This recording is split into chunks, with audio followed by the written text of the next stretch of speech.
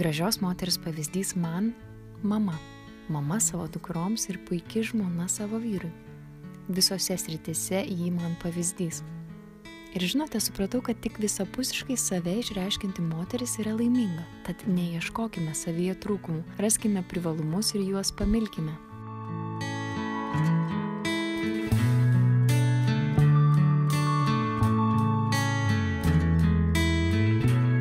Sveikos, esu Julija Žižė ir šiandieną pas mus grožio pašnekesiai rubrikoje viena gražiausių ir nuostabiausių moterų Lietuvoje - Gabrielė Martisionaitė.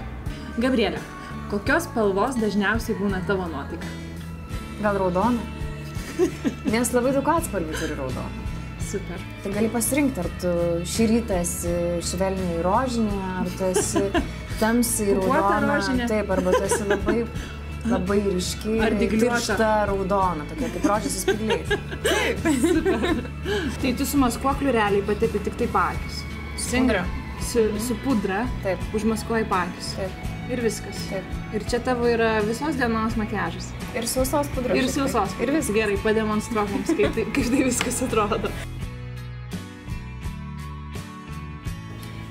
Mano darbas yra susijęs tiesiogiai su makiažu ir dideliu jo sluoksniu. Jeigu tai yra televizinis grimas, tai iš tiesų yra didelis jo sluoksnis. Tai po to gal kasdieną noriu tiesiog kvėpuoti, pailsėti ir manau, kad nuo to grimo ir tam tikrų odos sutrikimų atsiranda. Aš kas maždaug 2 savaitės lankiausi pas kosmetologą. Kuri pridėkinė ir išlepina tave. Kuri, netgi sakyčiau, ne taip, ji tiesiog sutvarko vietas, kurios yra, tarkim, probleminės.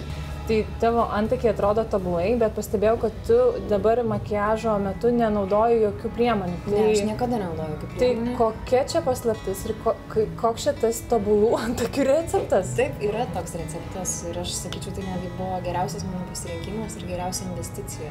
Labai natūraliai nubrėžiami plaukeliai ir taip papildoma antakių forma. Fantastika. Baisu tai daryti, aš sutinku, kad iš tiesų yra baisu rizikuoti, nes tai yra veidas, tai yra labai matoma zona, ar ne, akys. Pati svarbiausia veido zona. Dėl to aš labai atsakingai ir ilgai rinkausi meistrą ir, sakyčiau, radau tikrai pačią tobuliausią meistrą Lietuvoje. Ir nuo šiol atlikus tas procedūras, antakiams nieko nereikia daryti, aš jos tiesiog šukuoju, nes vis tiek, kai dažaisi, galbūt lieka kokių pudros likučių arba tiesiog sušukuoti pudrą. Skystalai padeda atrasti veido bruožus. Tokia keista spalva, ne rožinė, nei tokio rausvumo, nei tokio rudumo. Taip. Savotiškai ir keistai, taip nematai. Kaip ir viskas mano gyvenime. Turiu tau dar vieną klausimą. Kuria labiausiai kosmetikos priemonė tiki? Aš turbūt labiausiai tikiu kompaktinę pudrą arba paprasta kreminę pudrą, nes jos pagalba mes užmaskuojame. Mūsų oda atrodo lygesnė. Atrodo skaistesnė, mes galim užmaskuoti tam tikrus trūkumus.